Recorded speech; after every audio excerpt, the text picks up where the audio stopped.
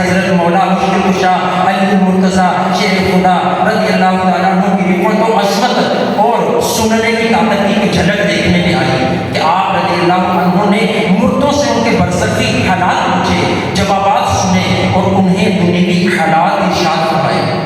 یقیناً یہ آپ کی عظیم الشان کرامت ہے۔ مزید اس روایت میں ہمارے لیے عبرت کی باتیں بھی ہیں، ہمارے لیے سیکھنے کو بھی ہے کہ جو شخص دنیا میں رہتے ہوئے اپنے عقائد و اعمال کو نہ سدھارے گا،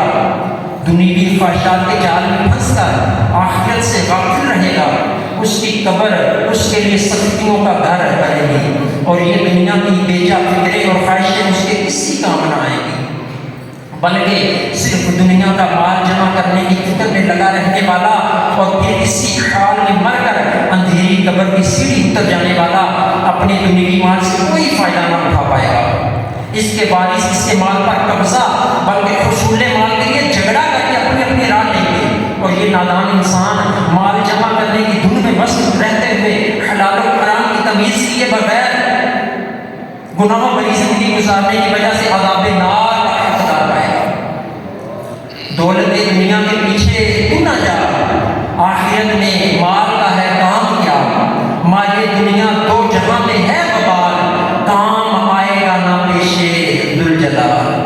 اور علماء کرام بھی لکھتے ہیں کہ انسان مثال دیتے ہیں کہ زندگی کی، کہ اس کی مثال ایسے ہے کہ انسان ایک جا رہا ہو کسی جنگل کے اندر تو اس کے پیچھے ایک شیر لگ گیا، اب وہ انسان شیر سے اپنی جان بچانے کے لیے باغی، آگے اس کو ایک گڑھا نظر آئے، ایک ہول نظر آئے، وہ دیکھے کہ چلے میں اس گڑھے کے اندر پناہ لے لیتا ہوں، شیر سے بچ جاؤں گا۔ اب جب گڑھے کو دیکھے تو اس کے اندر جو ہے نا وہ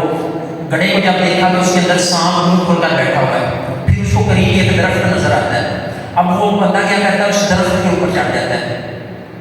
جس تنے پر وہ کھڑا ہوتا ہے نا اس تنے کو ایک کالے رنگ کا جانور اور ایک سفید کلر کا جانور جو ہے نا اس تنے کو کاٹ رہے ہوتے ہیں، لیکن آہستہ آہستہ کاٹ رہے ہوتے ہیں۔ وہ اوپر جو ہے نا اوپر اس درخت کے اوپر شہد بھی لگا ہوتا ہے، اور وہ شہد کے نظاروں میں جو ہے نا وہ اس ٹیسٹ میں لگ جاتا ہے، شہد کی لذت میں مبتلا ہو جاتا ہے، وہ بھول جاتا ہے کہ اس تنے کے اوپر کھڑا ہوں میں، یہ ٹوٹے گا، نیچے شیر کھڑا ہے، آگے گڑھا بھی ہے، اس کے اندر سانپ بھی ہے۔ تو یہاں پر وضاحت کرتے ہوئے علماء کرام لکھتے ہیں کہ شیر جب انسان پیدا ہوتا ہے نا تو اس کے پیچھے موت لگ جاتی ہے، تو شیر کی مثال ایسے ہے جیسے موت ہے،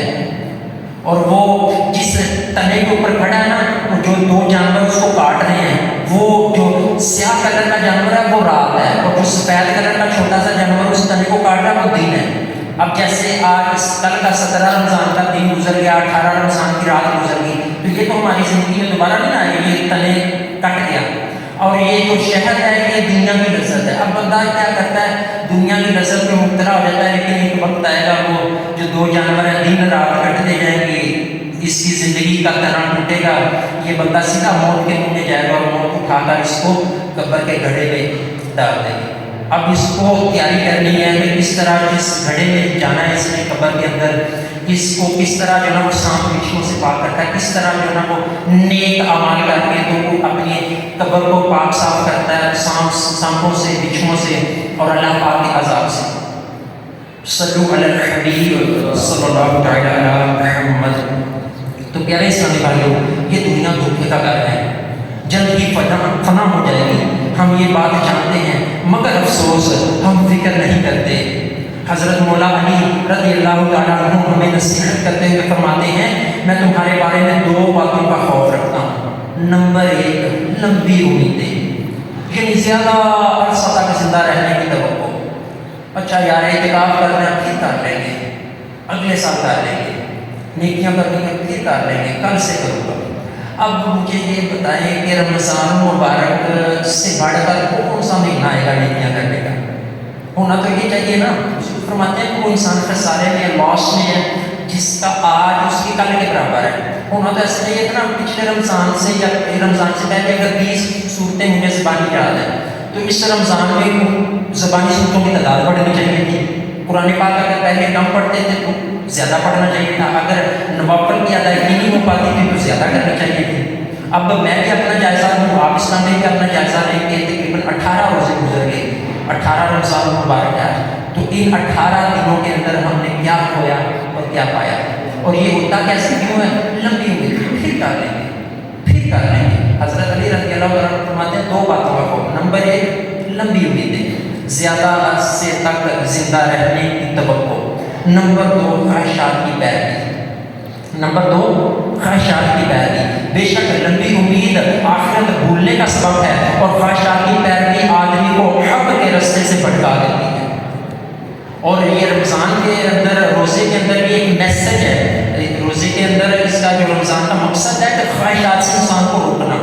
ایک روزے کے اندر بیسیکلی 2 کنسیپٹ ہیں، جیسے ابھی بھوک بھی لگی ہوگی، پیاس بھی لگی ہوگی، لیکن نہیں کھا بھی رہے، کیوں؟ روزہ ہے۔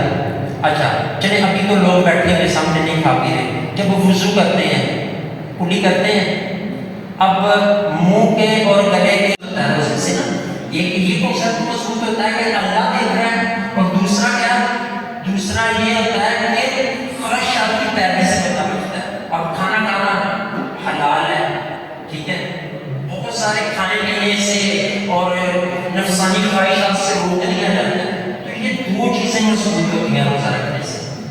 تو پیارے اسلامی بھائیوں، یہی 2 بڑی بیماریاں ہیں جو آج ہم نے موقع میں ڈالے ہوئے ہیں۔ ہم سمجھتے ہیں کہ ابھی زندگی بہت باقی ہے، ابھی میں نے اتنا عرصہ زندہ رہنا ہے، بلکہ سچ کہوں تو مرنے کا خیال تو آتا ہی نہیں۔ کسی کے مرنے کی اطلاع ملتی ہے تو ہم دھیرے میں خود کو جھوٹی تسلیاں دے لیتے ہیں، مثلاً وہ دل کا ہارٹ پیشنٹ تھا، اٹیک ہوا اسے کینسر ہو گیا تھا، اس کے چلتا فلاں رف ڈرائیونگ کرتا تھا، گاڑی سے نہیں چلاتا تھا، اس لیے اس کا ایکسیڈنٹ ہو گیا، اس لیے وہ چلا گیا، فلاں احتیاط نہیں کرتا تھا، اس لیے بجلی کی تار سے بچ نہ سکا اور موت کے گھاٹ اتر گیا۔ یوں ہم اپنے آپ کو جھوٹی تسلی دے کر مطمئن ہو جاتے ہیں، حالانکہ سچ یہ ہے کہ یہاں جو آیا ہے اس نے جانا ہی جانا ہے، مرنا ہی مرنا ہے۔ اللہ پاک فرماتا ہے کل نفس ذائقۃ الموت، ہر جان موت کا ذائقہ مزہ چکھنے والی ہے۔ یہ موت ہے، اس کا ذائقہ ہر ایک نے چکھنا ہی چکھنا ہے۔ موت کا تعلق نہ صحت کے ساتھ ہے، نہ محتاج رہنے کے ساتھ ہے، موت نہ بیماری سے آتی ہے نہ حادثے سے آتی ہے، یہ تو ظاہری اسباب ہیں، ورنہ موت تو جسم سے روح نکل جانے کا نام ہے، اور روح اللہ پاک کے حکم سے نکلتی ہے۔ مانو موت یعنی حضرت اسرائیل علیہ السلام نکالتے ہیں، اتنے جوان ہیں جو بڑھاپے کے انتظار میں تھے مگر آج قبر کے نیچے ہیں، کتنے صحت مند تھے جن کی تندرستی نے انہیں دھوکے میں ڈالا، آج ان کے جسم قبر میں سڑ گل چکے ہیں۔ کتنے ایسے ہیں جنہیں اپنی طاقت کا گھمنڈ تھا، آج قبر کی مٹی نے ان کی سب اکڑ توڑ ڈالی۔ جب سے دنیا بنی ہے اربوں لوگ دنیا میں آئے چلے گئے، نہ پہلے کی بچا ہے نہ ہم بچ سکیں گے۔ اللہ پاک فرماتا ہے قرآن عرفان، کیا انہوں نے نہ دیکھا کہ ہم نے ان سے پہلے کتنی قومیں ہلاک کر دی کہ وہ اب ان کی طرف پلٹنے والے نہیں۔ بے وفا دنیا میں مت کر اعتبار، تو اچانک موت کا ہوگا شکار، موت آ کر ہی رہے گی، یاد رکھ، جان جا کر ہی رہے گی، یاد رکھ، گر جہاں میں 100 برس جی بھی لے، قبر میں تنہا قیامت تک رہے، موت آئی پہلوان بھی چاہتی ہے، خوبصورت نوجوان بھی چاہتی ہے، دنیا میں رہ جائے گا یہ دبدبا، زور تیرا خاک میں مل جائے گا۔ صلو علی الحبیب صلی اللہ علیہ وسلم۔